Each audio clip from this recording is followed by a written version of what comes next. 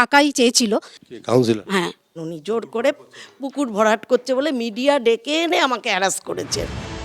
পেটে লাথি মেরে 81 বছর বয়সী বৃদ্ধকে খুনের অভিযোগে তিনি গ্রেপ্তার হয়েছেন। রবিবার রাতেই তাকে সাসপেন্ড করেছে তৃণমূল। আর এবার উত্তর ব্যারাকপুর পুরসভার 23 নম্বর ওয়ার্ডের তৃণমূল কাউন্সিলর রবীন্দ্রনাথ ভট্টাচার্যের বিরুদ্ধে একে একে মুখ খুলতে শুরু করেছেন অনেকে। তোলাবাজি থেকে অকারণে হেনস্থা করার মতো অভিযোগ উঠেছে সদ্য সাসপেন্ডেড তৃণমূল নেতার বিরুদ্ধে।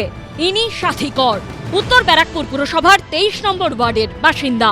তার দাবি 2024 সালে এই ওয়ার্ডেরই খেয়ারমাঠ এলাকায় 22 লক্ষ টাকা দিয়ে একটি পুরনো বাড়ি কিনেছিলেন।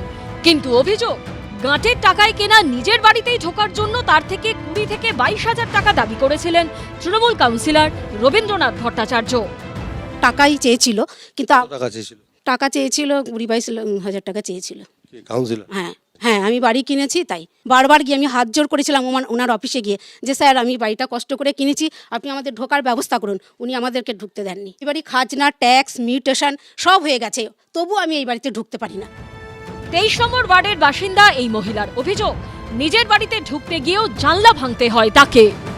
আমি এই জানলাটা বন্ধ ছিল, এই জানলাটা আমি মিস্ত্রি লাগিয়ে ভাঙাই, উনি স্পটে চলে আসেন। উনি বলেন আপনি এই বাড়ি কোনো দিনই ঢুকতে পারবেন না। আমি চেয়ারম্যানের কাছে গেছি, চেয়ারম্যানের কাছে যাওয়ার পরে উনি আমাকে থ্রেট দেন যে কে বলেছে আপনাকে চেয়ারম্যানের কাছে যেতে, আমি এখানে আছি, আপনি আমাকে টপকে চেয়ারম্যানের কাছে গেছেন। কমপ্লেন এলে দেখেই বলতে পারবো কতদিন আগে করেছিল। প্রচুর কমপ্লেন আছে, প্রচুর হিয়ারিং হয়, পার্টিকুলার না দেখলে, কেস টু কেস না দেখে আমি বলতে পারবো।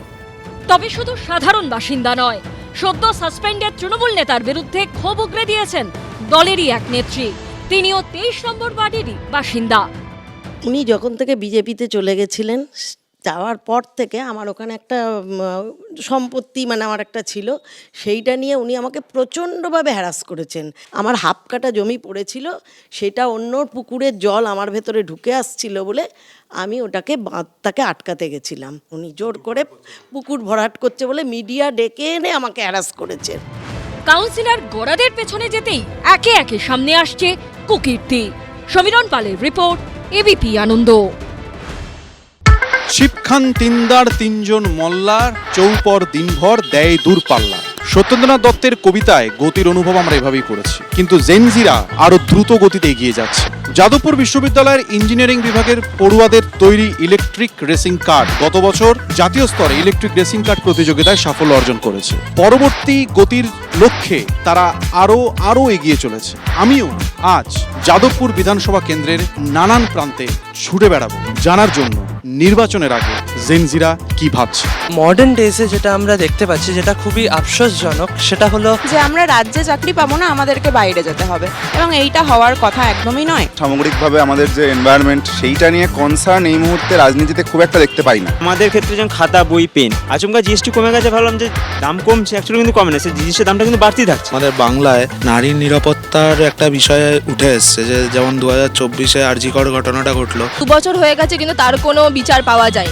আমাদের কাছে বর্তমানে রাজনৈতিক নেতাদের যে প্রতিমূর্তি স্থাপিত হয়েছে, অর্থাৎ রাজনৈতিক নেতা হতে গেলে তোমাকে চুরি করতে হবে। আজকে জেনজি যেটা, তারা খুব নিজেরটা বোঝে। আমাকে যদি গভর্নমেন্ট চাকরির জন্য 5 লাখ 10 লাখ টাকা ঘুষ দিতে হয়, আমি কেন এই সরকারকে চুজ করবো, রাইট? একেবারে লাজবাব জবাব পেয়েছে।